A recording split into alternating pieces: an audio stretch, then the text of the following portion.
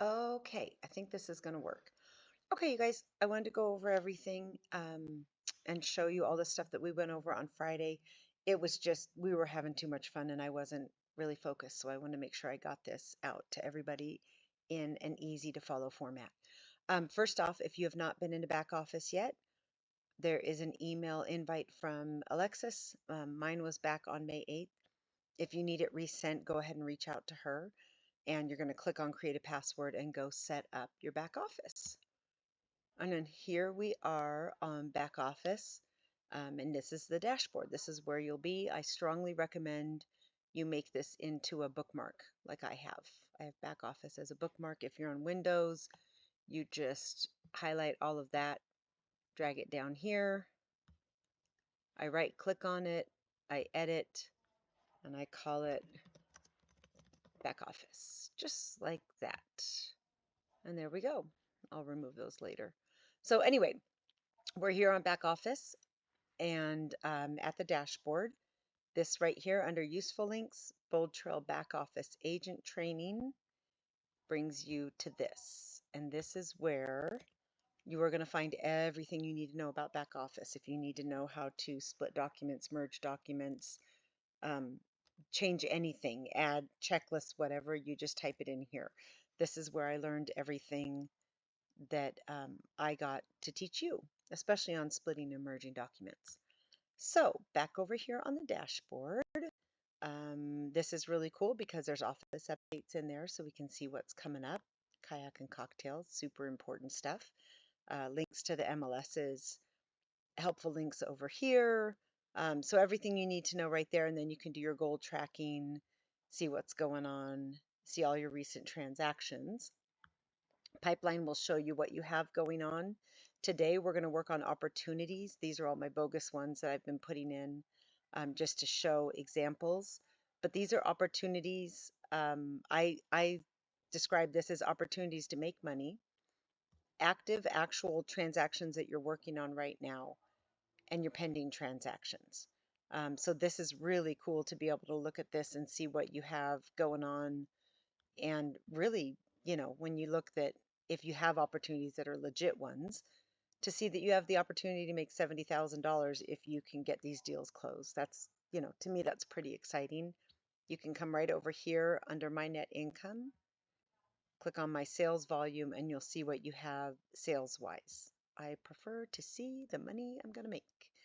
Not that I have commission breath, but it is pretty cool to see these numbers flow through your funnel. And then today we're going to work on transactions.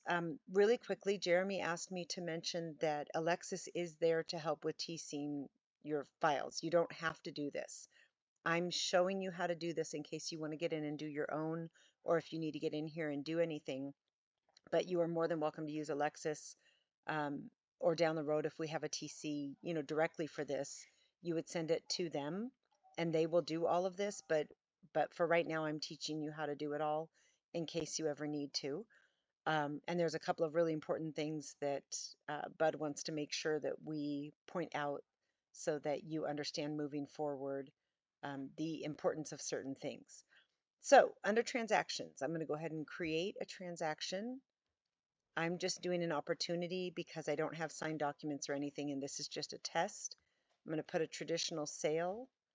I'm selecting an opportunity. You'll see the options are opportunity, active, or pending. Active would be if you had signed documents and you're ready to go. Opportunity means that it's an opportunity to make money. I'm working with the seller and I'm going to type in, well, it's already there, populated. 80 Carlson Drive is my house. The transaction name, I would name it 80 Carlson Drive.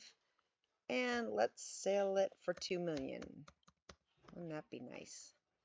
I'm not going to put in any of this because we don't have a listing date, a closing date. We don't have buyer agreements. We don't have any of that. And down here, right now, I don't have any of this. My lead source would be Sphere, Counties, Bonner. You can fill that in right now. We don't have an escrow number. Property type would be single family, but you can see all the different options. And then you have to fill in this with something. So just put today's date if you don't have actual documents received. It should auto-populate June 21, 2025. Let's see if it'll take it. No, it's not taking it. There we go. June 21. And then we're going to click next. This is an important field because this is how it populates in your pipeline, and it's what Jeremy goes to when he needs to write our commission checks. If you don't have this, you can leave it blank, but let's just say I know that I'm going to be giving 6% as a seller. 3% is going to go to the listing side. Remax Centennial, you need to add your name. Add agent, Jenny Kimber. Next. Oh, why isn't it going? Next. Select. Save. There we go.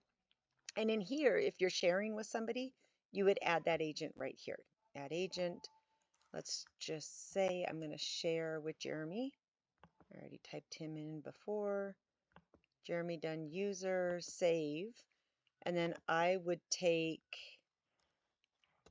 75%, give Jeremy 25%.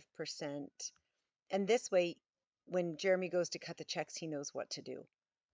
And then the buying side would also get 3%. These, of course, will be whatever numbers you have in your agreement. Click next. And then here, it's going to pull the seller from your Bold Trail contact list. I'm in my list, so I'm going to type Jenny, select Jenny Kimber. And now all the information I have in my system for Jenny Kimber is going to get pulled into this contract, which is super helpful. And a checklist. This is a listing, so I'm going to go to Idaho listing, but you will see all these different listings that are already in here. I'm doing Idaho listing. Create.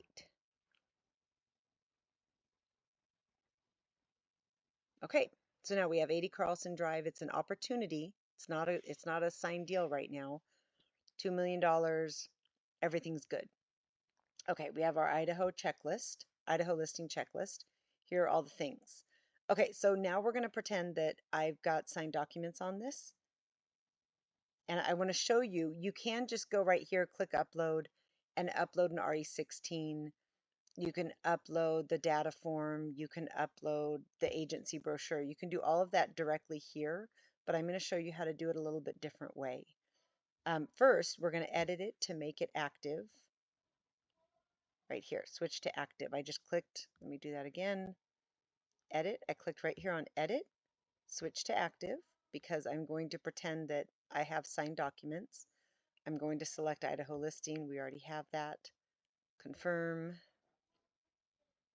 I probably did that wrong in the first step, but that's okay. Let me go delete. Let me go delete one of these because I put it in twice. I should have selected opportunity the first time. So in here, we have all these different things to upload, but I want to show you in documents, unsorted. I'm going to show you how some cool features that I found. I'm going to upload file. And right here, I have a PDF that has the agency disclosure brochure and the MLS data form. I'm going to open that and show you how to split a document, and then we're going to merge documents. So first, I have this document that has 5 pages. We are going to split it because we need to assign them to different sections. So split. And then I'm pretty sure we all know the agency disclosure is 2 pages. So from page, that's loading still, from page 1 to page 2, I'm going to call that, I typed in AGE. It brings up this from the checklist.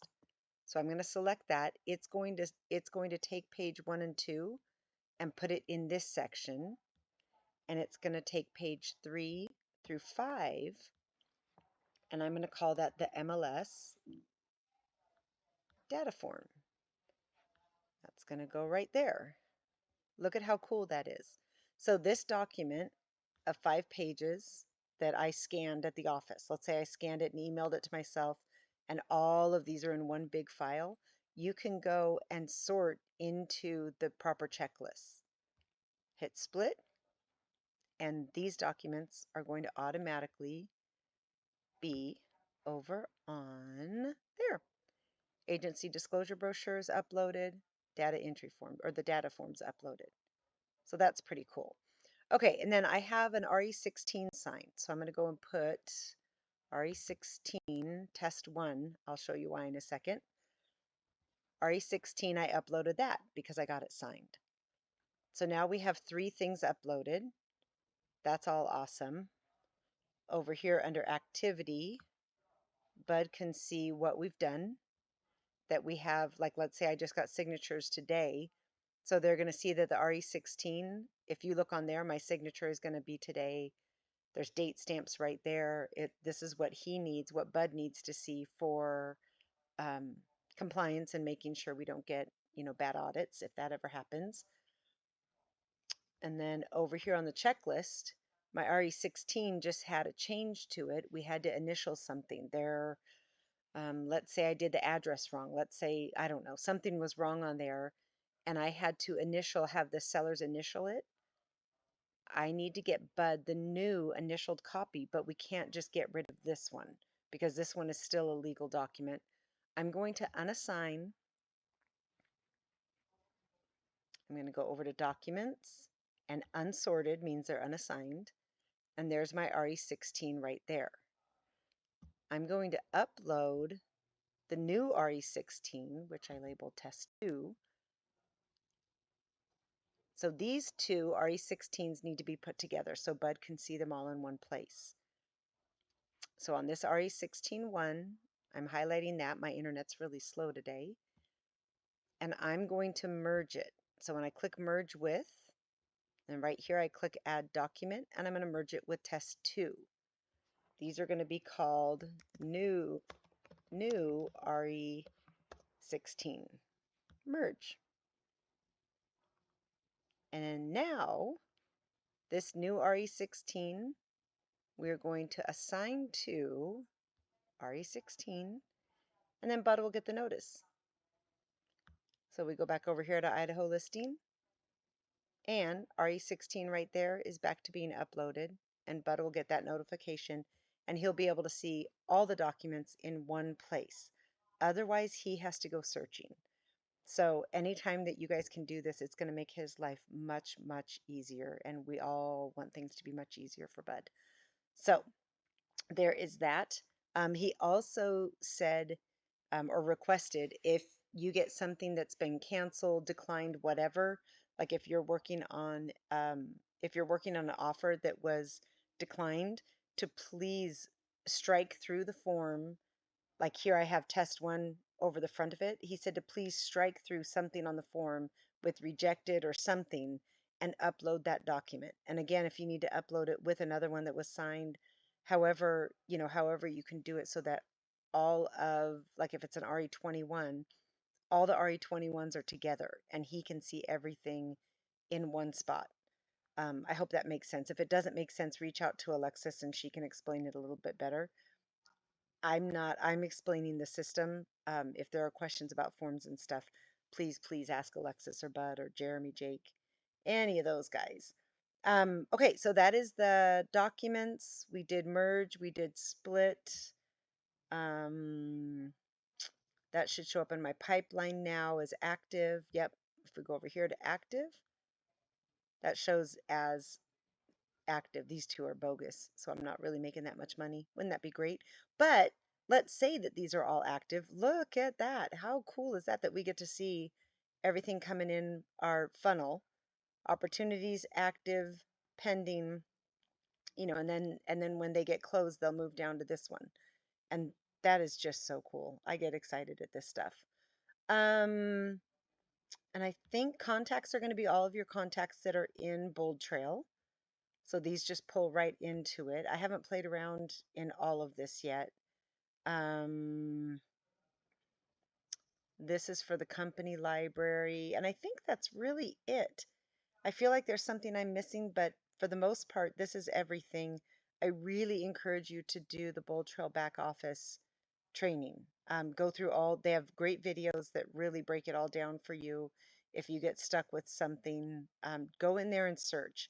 And if you go in there and you can't find what you're looking for, head over to YouTube, because all you have to do is do Bold Trail back office. um, there will be so many videos come up to help you through all of this stuff. But I think that's it for now. There's dashboard, transactions.